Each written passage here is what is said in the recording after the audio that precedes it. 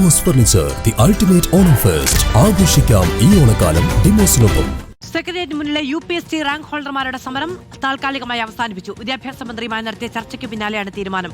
പ്രശ്നപരിഹാരത്തിനായി സർക്കാർ 45 ദിവസത്തെ സാവകാശം തേടിയിട്ടുണ്ട്. പ്രശ്നപരിഹാരം ഉണ്ടായില്ലെങ്കിൽ വീണ്ടും പ്രതിഷേധം തുടരാനാണ് ഉദ്യോഗാർത്ഥികളുടെ തീരുമാനം.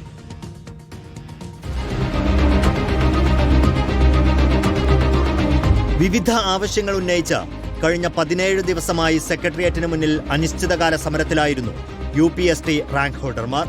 LPST റാങ്ക് ഹോൾഡർമാരുടെ സമരം ഒത്തുതീർപ്പായതിന് പിന്നാലെ ഉദ്യോഗാർത്ഥികൾ വിദ്യാഭ്യാസ മന്ത്രിക്ക് നിവേദനം നൽകിയിരുന്നു. പിന്നാലെയാണ് വിദ്യാഭ്യാസ മന്ത്രി UPSC റാങ്ക് ഹോൾഡേഴ്സിനെ ചർച്ചയ്ക്ക് വിളിച്ചതും സമരം ഒത്തുതീർപ്പായതും. പഠിക്കാൻ 45 ദിവസം സമയമാണ് നമ്മളോട് ആവശ്യപ്പെട്ടത്. അത് ഞങ്ങൾ നൽകാൻ തയ്യാറാണ്. എപ്പോഴാണ് റാങ്ക് ലിസ്റ്റ് അവസാനിക്കുന്നത് ആ നിലക്ക് ആ സമയത്ത് റാങ്ക് ലിസ്റ്റ് നീട്ടുന്ന കാര്യം പരിഗണിക്കും. പിന്നെ അടുത്ത UP നോട്ടിഫിക്കേഷൻ വരുന്നത് വൈകി നോട്ടിഫിക്കേഷൻ വിളിക്കാം എന്നുള്ള കാര്യത്തിനും സർക്കാർ ഉറപ്പു നൽകേണ്ടായി. ഒഴിവില്ലാതെ PSC നോട്ടിഫിക്കേഷൻ ഇറക്കുന്നത് ഒഴിവാക്കുമെന്നും നിലവിലെ റാങ്ക് പട്ടികയുടെ കാലാവധി നീട്ടുന്നത് പരിഗണിക്കുമെന്നും മന്ത്രി അറിയിച്ചിട്ടുണ്ട്.